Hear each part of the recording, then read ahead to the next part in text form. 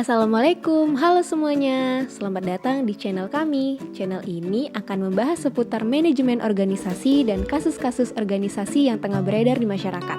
Sebelum itu, kita kenalan dulu yuk.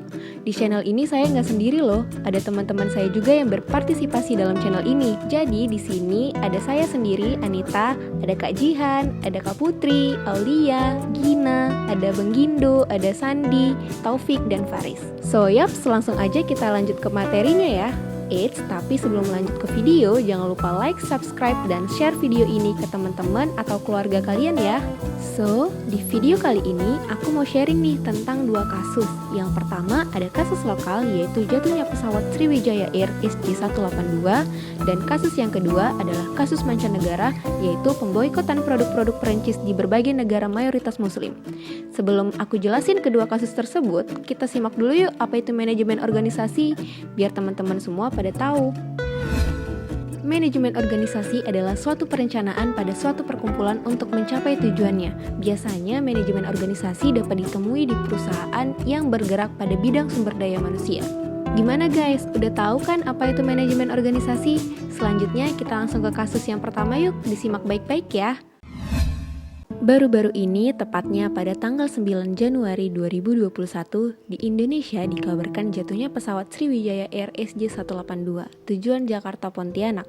Pesawat Sriwijaya Air SJ182 ini kabarnya jatuh dan kehilangan kontak di dekat Kepulauan Seribu. Info yang beredar bahwa ada 62 korban jiwa, diantaranya 50 penumpang dan 12 awak kabin. Penerbangan ini dibawa oleh Kapten Afwan. Pesawat ini hilang kontak setelah 4 menit lepas landas. Adanya kasus jatuhnya pesawat ini pasti banyak kerugian dan dampak yang besar bagi maskapai maupun perusahaan. Pihak pesawat harus mengganti rugi atau menyantuni pihak korban ataupun keluarga korban. Lalu, kerugian juga karena kehilangan satu aset atau armada yang dimiliki pihak maskapai.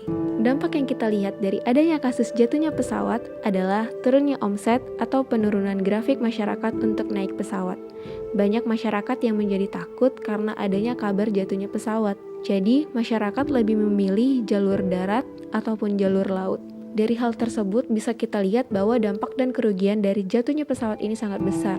Apabila pihak maskapai tidak mengganti rugi, bisa saja maskapai tersebut atau perusahaan tersebut harus diberhentikan izinnya oleh pemerintah. Mari kita lihat etika bisnisnya.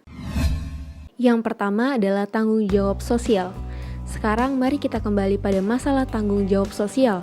Pada satu sisi, konsep dari tanggung jawab sosial perusahaan seperti etika yang mudah dipahami. Artinya menjadi sebuah perusahaan yang baik. Definisi formal dari tanggung jawab sosial atau social responsibility adalah kewajiban manajemen untuk membuat pilihan dan mengambil tindakan yang berperan dalam mewujudkan kesejahteraan dan masyarakat. Pihak-pihak yang berkepentingan terhadap organisasi, yaitu organisasi-organisasi maju memandang lingkungan internal dan eksternal sebagai suatu keragaman pihak-pihak yang berkepentingan atau stakeholder. Pihak-pihak yang berkepentingan lainnya adalah pemerintah dan masyarakat. Hampir semua perusahaan muncul hanya dengan anggaran dasar yang layak serta lisensi dan beroperasi dengan dibatasi oleh undang-undang keselamatan, persyaratan perlindungan lingkungan, dan undang-undang serta peraturan lain dalam sektor pemerintah. Selanjutnya adalah tanggung jawab ekonomi. Kriteria pertama dari tanggung jawab sosial adalah tanggung jawab ekonomi atau economic responsibilities. Adalah unit ekonomi dasar masyarakat. Tanggung jawabnya adalah menghasilkan barang dan jasa yang diinginkan masyarakat dan memaksimalkan laba bagi pemiliknya serta pemegang saham. Selanjutnya ada tanggung jawab etika. Tanggung jawab etika atau ethical responsibilities meliputi perilaku yang tidak perlu disusun dalam undang-undang dan boleh tidak melayani kepentingan ekonomi langsung perusahaan.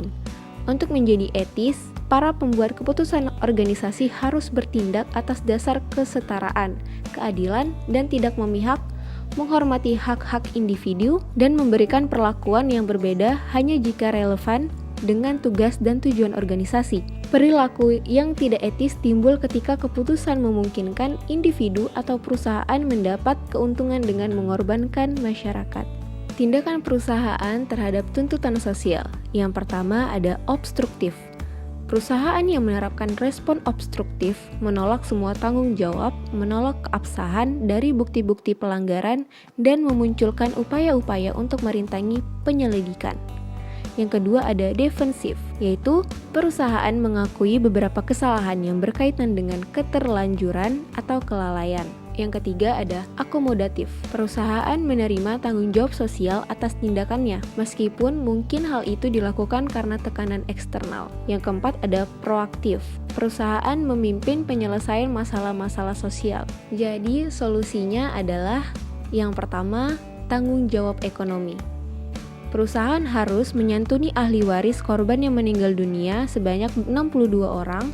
Santunan yang diserahkan kepada pihak ahli waris senilai 1,25 miliar sesuai peraturan pemerintah dan tambahan senilai 250 juta sebagai santunan ganti rugi lain-lain. Dengan begitu, maka total santunan yang Sriwijaya Air berikan adalah 1,5 miliar. Yang kedua adalah menanggung biaya otopsi korban jiwa dan seluruh pencarian. Selanjutnya, solusi tanggung jawab etika, yaitu pemuatan iklan permintaan maaf dan turut berduka cita di seluruh media sosial maskapai Sriwijaya Air. Permintaan maaf direktur atau pimpinan dan seluruh kru maskapai tersebut di stasiun-stasiun televisi nasional. Melakukan evaluasi internal setelah jatuhnya satu armada maskapai Sriwijaya Air SJ182. Selain itu, sifat yang diambil Sriwijaya Air dalam mengatasi masalah ini adalah akomodatif karena memang Sriwijaya telah memenuhi tanggung jawab ekonomi, legal, dan etika seperti yang telah dijelaskan di atas. Namun, kebijakan ini diambil Sriwijaya setelah derasnya cacian serta tuntutan para keluarga penumpang pesawat. Jadi, adanya kasus tersebut bukan hanya maskapai dan perusahaan saja yang harus memperbaiki. Kini saatnya pemerintah untuk bertindak, tidak hanya maskapainya saja, namun juga seluruh awak penerbangan dan juga masyarakatnya sendiri. Nah, gimana nih teman-teman? Udah nambah ilmu belum dari studi kasus jatuhnya pesawat Sriwijaya Air SJ182? Nah, sekarang kita beralih yuk ke studi kasus mancanegara, yaitu pemboikotan produk-produk Perancis di berbagai negara mayoritas muslim. Nah, jadi tepatnya pada bulan November lalu kita digegerkan oleh beberapa berita yang menggelegar usai pernyataan kontroversial Presiden Prancis Emmanuel Macron yang dinilai sebagai menyinggung dan menghina juga pemenggalan guru sejarah Samuel Paty oleh Abdullah Abouyezedovich. Insiden dipicu pembahasan kartun Nabi Muhammad di kelas Paty. Lalu pada dua kejadian itu menjadi latar belakang kejadian pemboikotan semua merek dagang asal Perancis pada negara-negara atau semua umat Islam di penjuru negeri belahan dunia seperti Danone, L'Oreal, Aqua, dan lain-lain. Juga ada penyerangan gereja yang menewaskan 3 orang karena kemarahan dan insiden itu. Jadi, mari sama-sama kita lihat etika bisnisnya. Dampak dari kasus pemboikotan produk-produk Prancis ini tidak hanya berdampak pada satu negara saja. Seperti Presiden Turki yang mengeluarkan pendapatnya dalam pidatonya yang disiarkan di televisi negara Turki, Presiden Erdogan ini memberikan sebuah himbauan untuk tidak membeli produk-produk yang berasal dari Prancis. Terdapat juga beberapa aksi unjuk rasa yang dilakukan oleh Suriah, Gaza, dan Irak di mana masyarakat di sana melakukan pembakaran patung-patung Presiden Prancis atau patung Macron dan melakukan demonstrasi. Lain juga halnya di negara Arab Saudi dan Uni Emirat Arab ikut memberikan himbauan melalui media sosial untuk tidak membeli produk-produk asal Prancis dan memboikot supermarket yang merupakan hasil dari Prancis, yaitu salah satunya adalah Carrefour. Beberapa pedagang-pedagang di Yordania, Qatar, dan Kuwait mulai menurunkan produk-produk asal Prancis dan rak-rak dagangan mereka. Sementara di Universitas of Qatar, mereka membatalkan adanya pekan acara kebudayaan Prancis di kampus itu.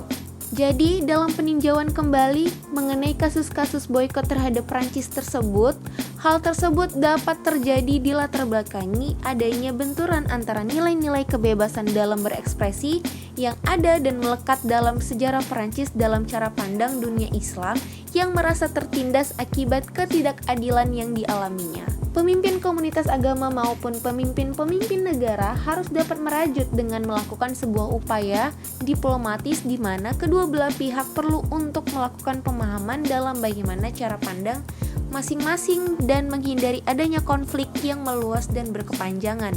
Jadi setelah kita tahu adanya kasus tersebut dan setelah kita tahu apa dampaknya, kita bisa beralih dan kita simak baik-baik apa aja etika bisnisnya dalam perusahaan-perusahaan yang dinaungi oleh negara Prancis. Jadi, etika bisnis yang pertama adalah tanggung jawab ekonomi. Jadi dalam kasus pemboikotan ini tidak ada ganti rugi dalam kasus ini, karena negara Prancis adalah komoditas impor terbesar di dunia, serta adanya kasus ini ada sekitar 4,5 juta pekerja di sektor retail terancam para karyawan akan dirumahkan dan akan di-PHK. Lebih parahnya lagi, akhirnya memberikan dampak terhadap daya beli dan ekonomi itu sendiri. Yang kedua, ada tanggung jawab etika. Nah, dari tanggung jawab etika ini yang kita lihat adalah permintaan maaf Presiden Prancis Macron membuat klarifikasi dengan bahasa Arab di akun media sosialnya, yaitu Twitternya sendiri. Macron memulai dengan klarifikasi bahwa negaranya tidak mempunyai masalah dengan agama apapun. So, teman-teman, jadi di setiap masalah pasti ada solusinya. Begitu juga dalam perusahaan, dalam manajemen organisasi. Jadi setiap ada kasus, setiap ada masalah, jadi kita harus menyelesaikannya dengan baik dan harus kita tegakkan etika bisnis yang ada di perusahaan kita atau etika bisnis di dalam organisasi tersebut. Nah, oke semuanya, sekian dari pembahasan kami. Jangan lupa like, comment, dan subscribe channel kami. Jangan lupa share juga ke teman-teman kalian. Dukung kami selalu supaya kami semangat berkonten. And goodbye. Assalamualaikum warahmatullahi wabarakatuh.